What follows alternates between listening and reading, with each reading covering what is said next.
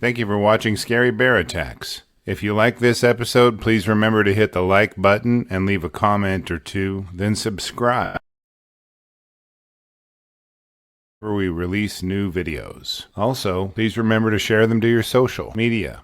Welcome back to Scary Bear Attacks. Today's episode takes us to Herzegovenia in Bosnia in southern Europe. This area is known as the Balkan Mountains, and a couple of decades ago had experienced a terrible genocidal war between local religious groups. Today, veterans and citizens who were affected by the war are putting their lives back together and trying to heal wounds of the past. Civilizations have lived here since the Paleolithic era, which was from 12,000 to about 50,000 years ago, according to scientists. It is essentially the cradle of European civilization. People here have lived close to the land for eons, and are reluctant to let go of that intimacy with their environment.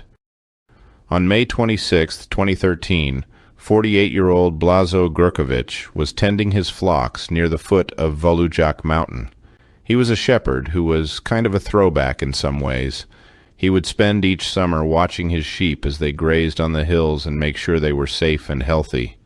In 1992, when the Balkan War broke out, Blazo joined the army as a first-class fighter in the Grkovic Brigade. He knew how to defend himself under pressure and was known to be a steady man under stressful and intense situations. The lessons of the war would serve him well on this day. The month of May is the beginning of the mating season for brown bears. Male bears will often sniff the daybeds and urine of receptive females. The boar will be able to tell how close she is to estrus based on chemicals and scents in her urine. As she approaches estrus, he will begin to follow her closer and closer and begin to court her.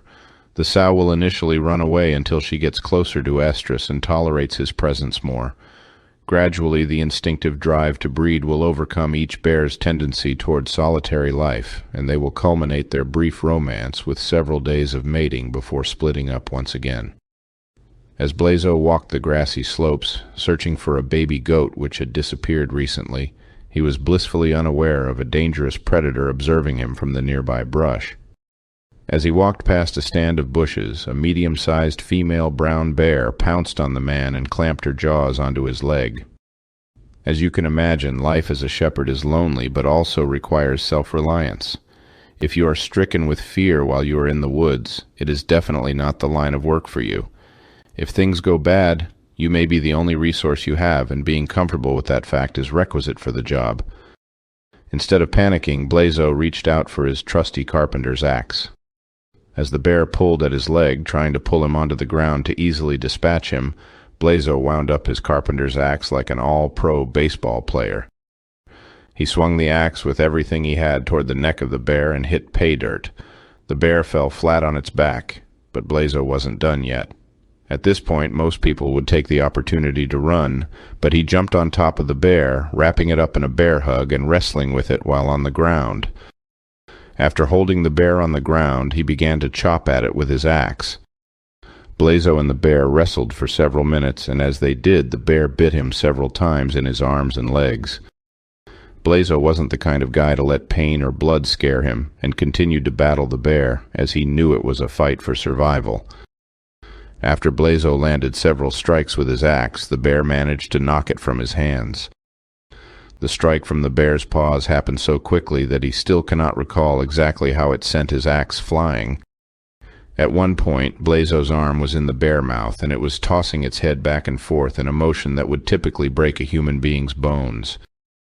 While the bear bit and chewed on his left arm, he used his right hand to pinch off the bear's air supply.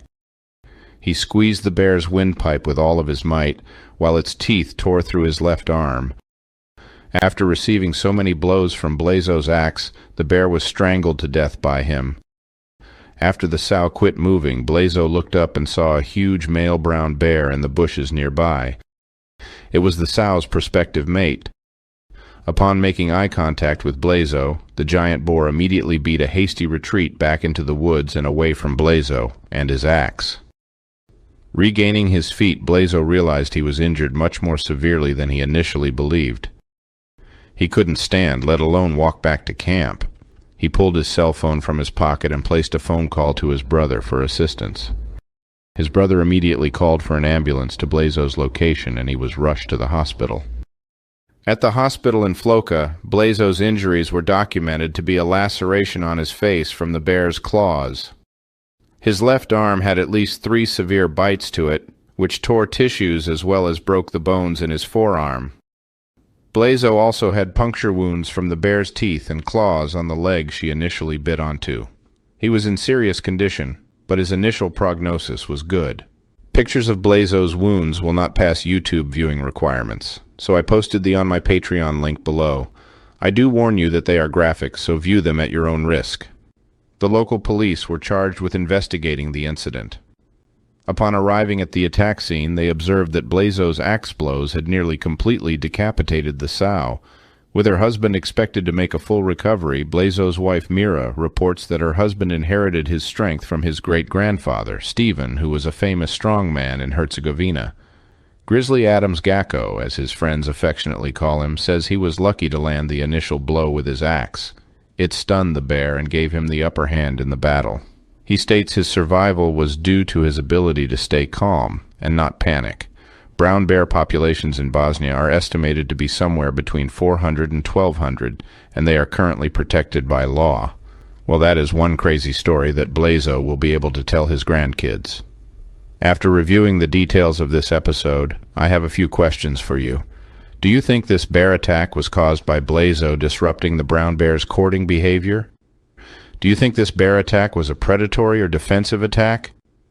Why do you think the larger boar ran away after the sow was killed? Was Blazo just lucky to avoid losing his life? Do you think Blazo will get an endorsement from a company after his amazing exploits? I will be glad to read your thoughts, so please post them below in the comments section, and let's talk about it. Thank you for watching Scary Bear Attacks. If you've enjoyed this episode, please consider clicking on the like button and clicking on the bell icon. We'll help you know when we post our new episodes. Posting our video links to your social media profiles furthers awareness, and it's fun. We've slashed our prices in our merch store, linked below, so check out the bargains there while you shop. As a member of our human community, remember to adventure bravely and be careful out there, especially in bear country. I want to personally thank our Patreons, Stephen Earl Smith, Stephen McLaughlin, AJ Miller, Homa Masters, Ricky Helms, David Atkins, Shoulders, Repeat, Josh Paz, Gerald Purcell, Justin Appropriate, Christy Knapp, Dan Kemp, CCCNC,